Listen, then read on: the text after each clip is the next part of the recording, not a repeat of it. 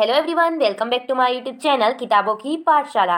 आज हम class 12th Hindi special के सहायक वाचन का उत्तराखंड की यात्रा के वस्तुनिष्ठ क्वेश्चन लेकर आपके सामने आए हैं। तो चलिए इनको सोल्व करना स्टार्ट करते हैं।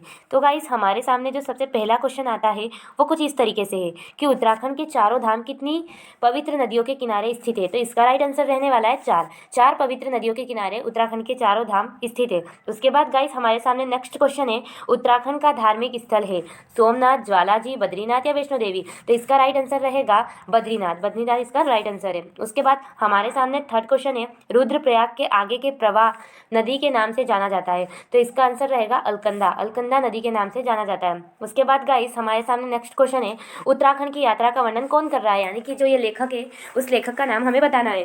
तो इसका राइट आंसर रहेगा सेठ गोविंद दास जी ने उत्तराखंड की यात्रा नामक जो यात्रा वृतांत है वो लिखा है। उसके बाद गाइस, फिफ्थ क्वेश्चन हमारे सामने है, महाभारत की रचना किसने की है। तो सबको पता है महर्षि वेदव्यास ने महाभारत की रचना की है। उसके बाद नेक्स्ट क्वेश्चन हमारे सामने है, अलकनंदा के किनारे बसा है। अलकनंदा के किनारे कौन सा धाम बसा है, देवप्रयाग, केदारनाथ, बद्रीनाथ या रामेश्वर। तो गाइस, इसका राइट आंसर रहेगा बद्रीनाथ। उसके बाद नेक्स्ट क्वेश्चन हमारे सामने है, रचना के आधार पर वाक्य कितने प्रकार के होते हैं। तो वाक्य तीन प्रकार के होते हैं। उसके बाद गाइस, हमारे सामने नेक्स्ट क्वेश्चन है, रिक्त स्थान में मंदाकिनी का हरा जल रिक्त स्थान के नीले जल में समा जाता है। तो यहाँ फर्स्ट वाला जो है इसमें आएगा रुद्रप्रयाग में मंदाकिनी का हरित जल अर्थात हरा जल। और ये जो सेकेंड वाला रिक्त स्थान है इसमें आएगा अलकनंदा के नीले नीर में या नीले जल में समा गया है। उसके बाद गाइस, हमारे सामने नेक्स्ट क्वेश्चन है, धार्मिक भावनाओं के दर्शन होते हैं। तो धार्मिक भावनाओं के दर्शन देवालयों अर्थात मंदिर में होते हैं। उसके बाद वेद व्यास ने रचना की थी, अभी हमने ऊपर देखा वेद व्यास ने महाभारत की रचना की थी। उसके बाद नेक्स्ट क्वेश्चन है हमारे सामने, बद्रीनाथ अलकनंदा नदी के किनारे बसा है। तो राइट आंसर है बद्रीनाथ अलकनंदा नदी के किनारे बसा है। अब यमुना नदी के पानी का रंग सफ़ेद होता है। तो नहीं, यमुना नदी के पानी का रंग काला होता है। उसके बाद हमारे सामने नेक्स्ट क्वेश्चन है, देवप्रयाग में मंदाकिनी का हरा जल अलकनंदा के नीले जल में समा जाता है। तो क्योंकि रुद्रप्रयाग में मंदाकिनी का हरा जल अलकनंदा के नीले जल में समा जाता है। अब हमारे सामने क्वेश्चन है, उत्तराखंड के चारों धाम में यमुनोत्री और गंगोत्री का मार्ग बिहड़ और संकीर्ण है। तो सत्य।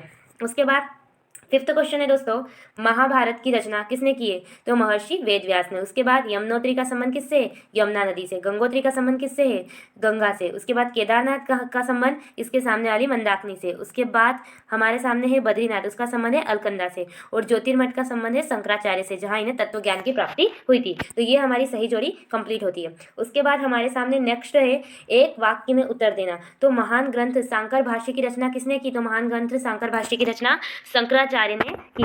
बद्रीनाथ और केदारनाथ के पुजारी को क्या कहा जाता है। तो बद्रीनाथ और केदारनाथ के पुजारी को रावल कहा जाता है, रावल नाम से उन्हें बुलाया जाता है। उसके बाद रुद्रप्रयाग में कौन सी नदियों का संगम है। तो मंदाकिनी और अलकनंदा नदी का संगम है। उसके बाद नेक्स्ट क्वेश्चन है, उत्तराखंड के कोई 3 तीर्थ स्थान का नाम लिखिए। तो हमने चारों तीर्थ स्थान के नाम बताए, उसमें से एक का लिखना है। तो बद्रीनाथ या फिर आप यमुनोत्री, गंगोत्री और इन सभी का नाम लिख सकते हैं, केदारनाथ सबका नाम लिख सकते हैं। उसके बाद क्वेश्चन नंबर 20 है, किस वृक्ष के नीचे आदि शंकराचार्य को ज्ञान ज्योति के दर्शन हुए थे। तो सहतूत के वृक्ष के नीचे आदि शंकराचार्य को ज्ञान ज्योति के दर्शन हुए थे। Thanks for watching this video. अगर वीडियो अच्छा लगा हो तो please like, share and subscribe. अगर आपकी थोड़ी सी भी हेल्प इस वीडियो से हुई है तो प्लीज़ ज़्यादा से ज़्यादा इस चैनल को शेयर कीजिए, वीडियो को लाइक कीजिए और कमेंट कीजिए। धन्यवाद।